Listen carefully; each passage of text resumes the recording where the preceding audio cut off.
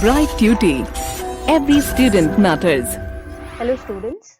So now let's talk about our second topic here, that is challenges to Indian democracy.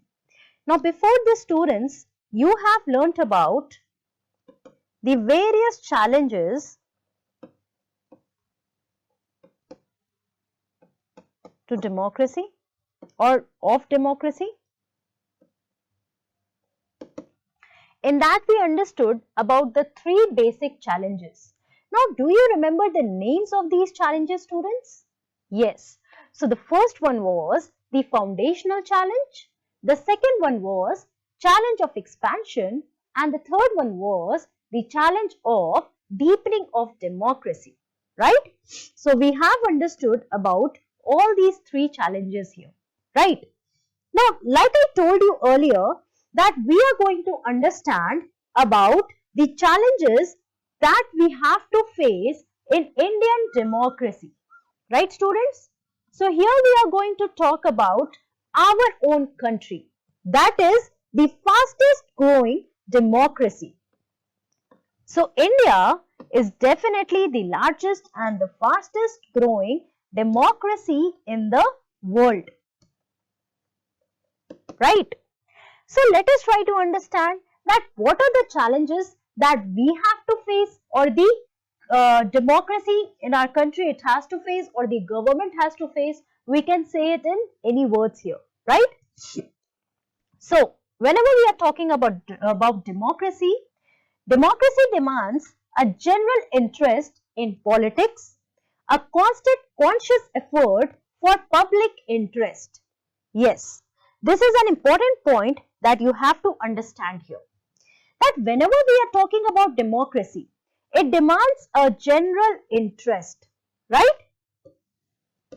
So, in simple terms, you can say that participation of people in politics or decision-making process, right? So this is how we can strengthen our democracy. This is how we can empower the common people and they can participate in the process of governance, right? These are the terms that we have already learned in our previous topic, right? So there should be a constant conscious effort for public interest. Only if people are interested in the politics, in how to elect the government, what are the major steps taken by government, then only we can strengthen our democracy.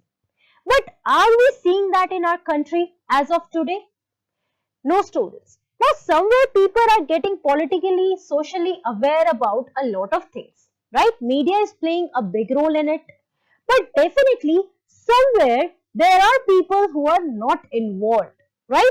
They do not want to get into these politic things, or they don't want to involve themselves in decision-making process, right? We have seen a constant decline here in our country whenever we are talking about the participation of people in politics. Now, the best example to show this point here is the declining trend in voter participation. Now, you know that the basic essence or the very essence is at the grassroots level here, when we are talking about strengthening the local government, right students? Empowering people at the lower level, that the common people can also participate in politics and decision making process. And how is this happening? This is happening through elections. But we see that there is a growing disenchantment with general politics. Yes, now whenever we are talking about politics, what does that mean? Now first elections have to take place, then people, they are going to elect their representatives. Now these elected representatives, they are going to form a government, and the majority group here, they are going to choose their leader who is going to be the prime minister. This is how the government is working, and they are then responsible for taking the major decisions, keeping in mind the views of all the people, right students? Now this is how the government is working in our country. But when we are talking about this general politics, we see that today people are not really connected. Yes, people are connected, that we cannot deny, right? People's participation is the only thing here in democracy. They are going to participate by voting in elections. But there has been a declining trend in the voter turnout. When we are talking about the voter participation, what does that mean? The voter turnout here, that how many people, percentage of people who came out to vote, right, in elections. Now, elections in our country, when we are talking about the general elections, it takes place every 5 years. Discussions are taking place at every level, right? People are getting socially aware. But we see that when it comes to election, when it comes to voter participation, there has been a declining trend. Now, is it good for democracy, students? Definitely not. Because it is the people who are going to vote for their representatives. They are going to decide the future of their country through their representatives who can become the government or who can now rule. Right, students? So here we have to understand that this is the basic challenge that our country is again facing. Right? Now, what are the reasons behind it? Let us try to understand that. But before this, I would also like to point out another important point here about inequality that is very much existent here in our country. Right? There is a widening gap between the rich and poor people. We also have learnt about it in the various challenges of democracy. Right? There is a widening gap between rich and poor, and these ultra rich people, they have certain influence over the government, right? They also they take major decisions here, right? They influence the government. And what happens with the poor people? Their voices are suppressed, right? So is that good for any democracy? No, students. So let us try to understand what are these certain challenges that Indian democracy has to face. The fastest growing democracy has to face here, right? So the first point is poverty and unemployment. Very important point here. Now you have also learned that adequate steps have been taken by our government. So definitely to overcome the most basic problem here, that is of poverty and unemployment that is existing in our country, right, students? Now, in today's day, if you watch news or if you watch any television shows, when we are talking or discussing on these platforms, these political parties, what are they talking about? They are talking about the major issues that our country faces. And these two are the most important, poverty and unemployment. People here in our country, they are not employed. Definitely government has taken adequate steps, right? Various schemes, government schemes have been passed, but they are not able to successfully overcome this challenge, that is of poverty and unemployment. So this is the first challenge that our Indian democracy has to face. The next one is illiteracy and ignorance. Yes, students. Now you are very much fortunate that you have this platform to study, right? That through your mobile phones, you are able to Google a lot of things.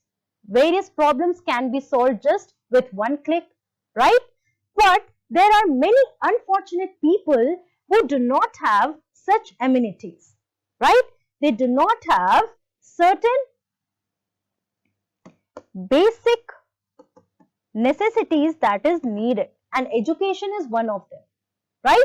Health, education, all these are very much common problems that every democracy has to face, right? So in our country, we see that there are many illiterate people still. Now, according to 2011 census, if I say that the literacy rate was around 74%, right? And when we are talking about the highest literacy rate, we see that it was in Kerala, right, students? So these are some of the points that you might know or you should know when we are talking about these challenges here. So still there is certain section of our society who are not literate, who do not know how to read and write, right? And the government is also again ignorant of their basic needs, the basic necessities that of their life that should be there with them, right? The next point here is low status of women. Yes, still today we see that women have not been given equal opportunities. And again, you have learnt about it in the first chapter here, right? That how women, they have not been given equal representation in politics only. Since we are reading about political science, you should talk about politics here. So there is no equal representation in politics when we talk about the participation of women. And women, they have been given low status in society, right? Not equal pay are given to women. And again, when we are talking about gender inequality, that is prevalent in our country, and women or many feminist movements have been taking place in this regard, right? The next point here is corruption or anti-social practices. Again, very important point here. Corruption or anti-social practices. In our country, whenever these political parties, they run for elections, these leaders, they talk about abolishing or removing corruption throughout this country. But is that possible, students? Or are they successful in doing that? No. Let's say Narendra Modi, who is the Prime Minister, in his first term, he brought about a new reform, that was demonetization, right? So the main idea was to fight against corruption. But in today's day, we see that not every people, these ultra rich people that we are talking about, these people, they are getting a lot of money from the government as well, right, students? So corruption is one thing that has not been removed or abolished from our democracy. Another is terrorism and insurgency. When we are talking about insurgency, it means that actions, violent actions taken to oppose the government. So we can say that terrorism, that is again a major issue all over the world, not only India but all over the world. So many terrorist activities have been taking place in our country as well, right? So here we need to stop or overcome these challenges. The next one is regionalism, right? Regionalism here, it means regional differences among social groups here or communities that needs to overcome here. The next one is casteism and communalism. Now these are some of the points, students, you must be aware of. Why? Because you have already learnt in your previous chapters, right? You have learnt about involvement of caste in politics, involvement of politics in caste, and so on, right? So in our country, we see that caste inequalities is also prevalent, and also communalism. Now, do you remember the term communalism? Yes. Now, when we are talking about communalism, it means that clashes between two religions, two or more religions, right? On the basis religious differences. In simple terms, it means religious differences. Again, in our country, we see that somewhere communal rights, this is the worst form of inequality or worst form of religious differences that we can find here, right, students? So communal rights, that is in the name of religion. So these are some of the challenges that we are facing in our country. The next one is population explosion. Now, what do you mean by population explosion? That is rise in population here, right? So here we see that we are not able to control this absurd rise in population in our country, right? Let's say today we have 1.33 billion people in our country, but it is increasing day by day. But all these people, right, who are living in our country, are they getting adequate support from the government? No. Definitely there are some privileged groups that we talked about. There are some disadvantaged groups that we talked about.